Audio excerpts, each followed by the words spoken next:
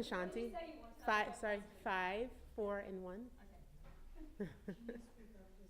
Of course, of course. Hi, I'm Ashanti. Um, I am. It's so funny. I haven't really been asked to lead, but in the past like 2.5, 3 weeks, I've been asked to lead quite a bit. And so I just want to forgive me for the people that heard me lead last week. I feel like I'm on a book tour now. So, so you know, this meeting is ACA focused, which is so specific. So, luckily we grew up in a family of alcoholism. We have a lot of things to pull from. So I'll just start by saying that this may be a little provocative, but alcoholism is the best thing that ever happened to me. It is the absolute best thing that ever happened to me, and I say that with a lot of conviction, because if it hadn't, I wouldn't be in these rooms. And if it wasn't alcoholism, it would have been something else. I don't know how to live, you know? My father, both of my parents were addicts. My father was the alcoholic, so I can speak to that. At a very, very young age, I was burned pretty severely. I don't know if you guys have ever talked to me and wondered if I had henna or a tattoo on my hand, but I was burned very severely as a child, and lots of surgeries. And as a result of that, my grandmother got custody of me, my father's mother. And shortly after that, my father moved in with us. And so my father and I grew up in a household with a very strong female presence, which was my grandmother, who was an alcoholic. Was an Alanon. She was an Alanon. And so I will say that it was a very dysfunctional household. Like it was I feel like I would be repeating myself to tell you what it was like. Do you know? Like my father was like my retarded brother, in a sense. You know, I always viewed him as somebody with a disability. I knew at a very young age that, I don't know how I knew this, but I knew that what he was going through, he couldn't help himself. And I felt sorry for him, and I pitied him, and I knew that he loved me. I was his only child. I am his only child. But he was a functioning alcoholic. He went to work, he was a cook. I'm from the South, and so if you go down to, you would know who he was, you know, and in order for him to do his job, he had to have the alcohol. And because he was such a staple in the restaurant business, they supplied that to him. And in fact, if he didn't have it, the food didn't taste as good. So he had a very strong support system to support him in what he was doing. And so I, you know, and I should also say, he was a product of a rape. My grandmother didn't love him, you know, and I think that had a lot to do with him drinking. He didn't know. There's a whole part of my family that I don't even know. And so it was a lot of sadness. You know, he would often steal the car, and it was my job to tell my grandmother, you know, I could tell if my dad had had one sip of liquor. I was the only one in the family that could do that. And I got a lot of self-esteem from doing that, because I thought I had a job. I thought that there was a responsibility. And I saved a lot of, I probably saved a lot of lives. And so there's that. So, and I think you guys get the picture. But what I will say, and I'm gonna jump around a little bit, but there were two definitive, I was thinking about what I was gonna speak about today, and there were two definitive moments in my life that sort of brought me to this program. One of which was that when I had my first sort of like fallen in love relationship, he cheated on me. And it was a whole big thing, and I went over and I slapped him, my boyfriend at the time. And just so happened, a police officer just so happened to be riding by and saw me slap him. Yeah. And she took me to jail. And my boyfriend at the time was begging, like, don't take her, take me, don't take her. And I just couldn't understand that. And I don't know if you guys have ever been in the back of a police car on the highway, but it's one of the most humbling experiences you'll ever experience. Like, you're on the highway and you're driving, you're in the back, and everybody, I know you guys have probably done it before, but you want to look to see who's in the back of the car. You're like looking, and everybody is looking. And I will say, that lady, she wanted to teach me a lesson. And I thank God for her. Because I went to jail. I was on probation for a year. I had to go to, I was just one slap. It wasn't, if I knew it was going to be all that, I may have done more, but,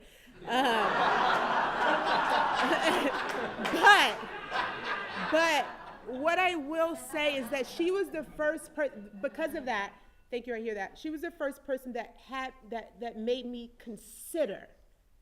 She made me consider that it could have been me. Because in the backseat of that car, I was like, well, he was the one that cheated and da-da-da-da. Why am I going to jail?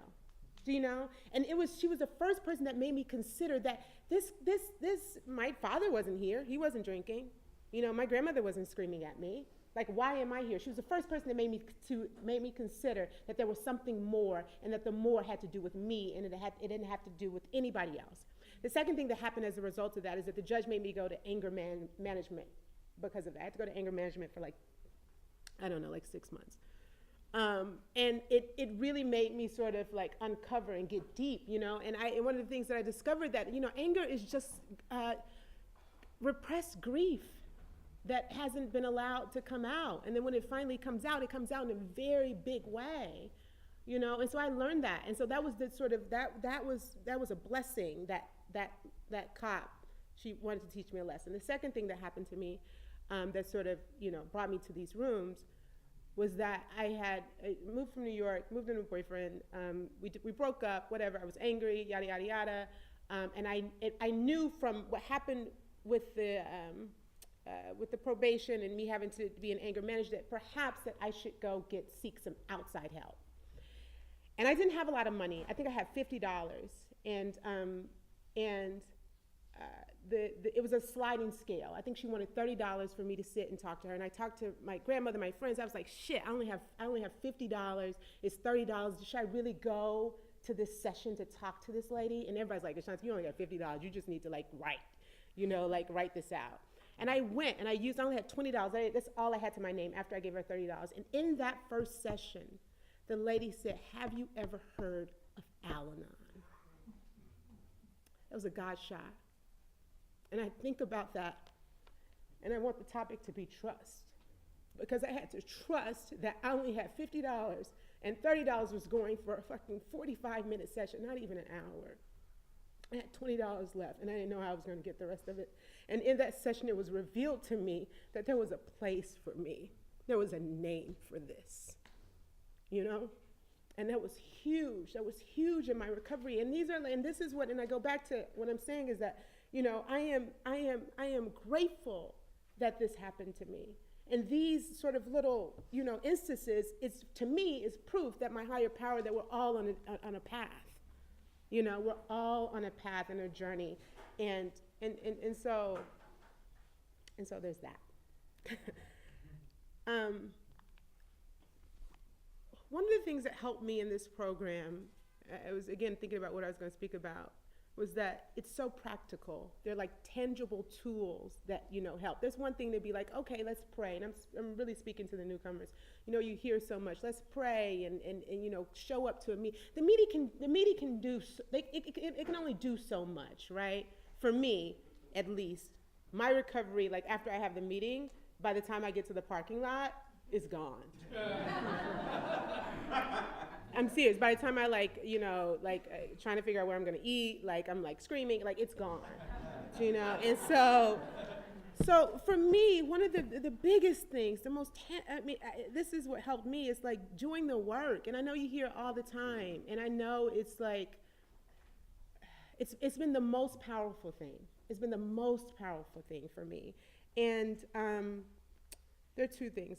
One of the things is that, I don't know if you guys look at the slogans, but if you have this book, it's How Al-ANON Works, and it's page 66. And one of my favorite slogans is, but for the grace of God. I have 1 minute? Mm-hmm. Oh, wow. Okay. But for the grace of God.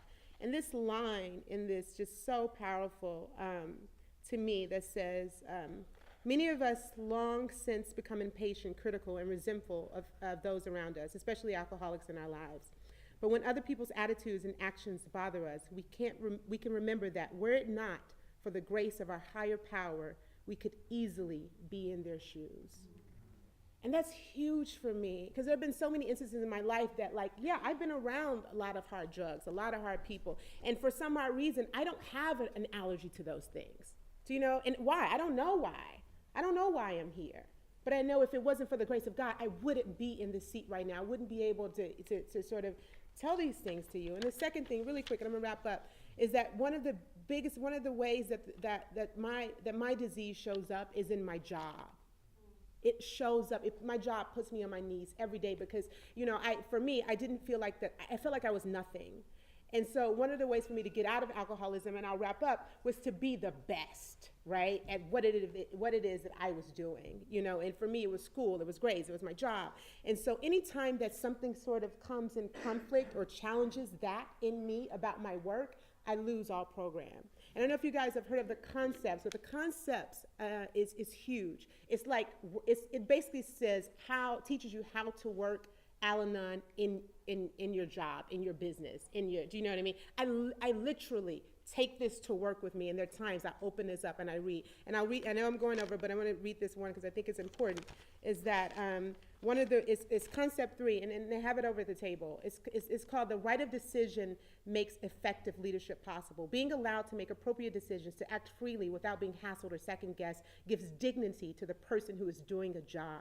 Giving that freedom, bestowing that confidence is a measure of maturity on the part of the people involved. The freedom to exercise judgment and the trust which permits it are the core of concept 3.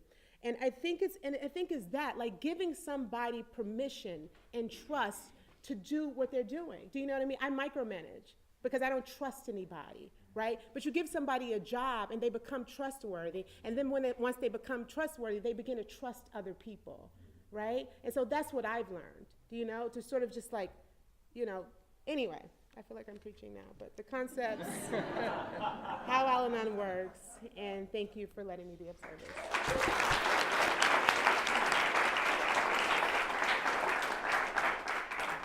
And here, hi, I'm Ashanti.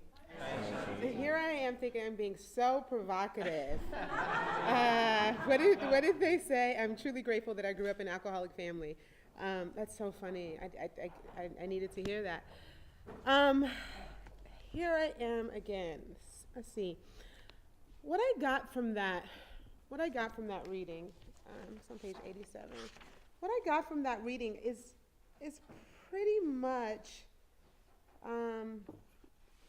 sort of the same theme that we're talking about, that everything is a blessing. And one of the blessings that I had recently was that, so I didn't grow up with my mother. My mother had 5 girls. I was the youngest. I grew up with my grandmother. My grandmother raised me. And my mother raised one of the girls. And the one that my mother raised had a baby when she was 14 years old. She had a second baby when she was 16. My mother, this year I've begun to have compassion for her in a way that I've never had before. I went home recently. I went home to visit my family recently, and we were having dinner, and all of my sisters were there. My mother was there, and somehow the conversation turned to that we didn't have a mother. And when I tell you, it was the saddest thing to experience. My sisters, I didn't say anything because I'm the recovered one.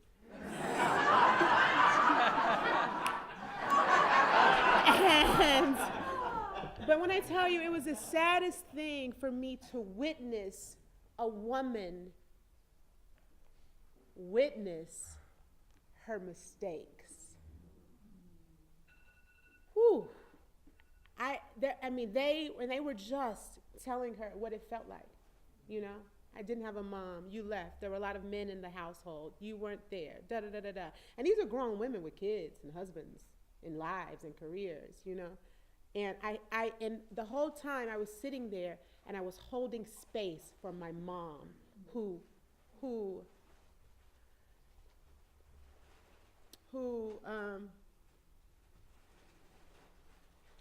wasn't a mother to me. And I kept checking in on her, and she didn't say a word, and they just kept, and it was the most humbling experience. And I called her that night after we got home, and I asked her, I said, are you okay? I said, how are you doing?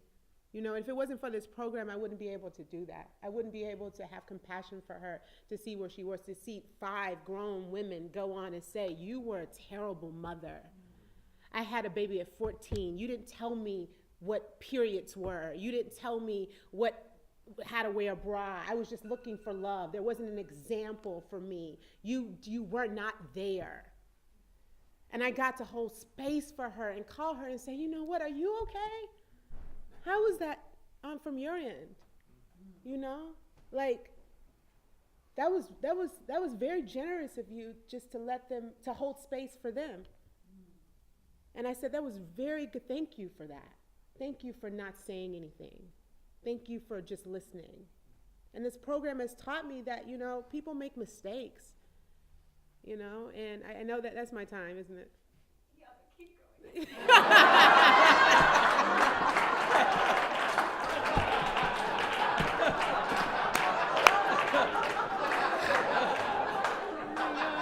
I can't breathe.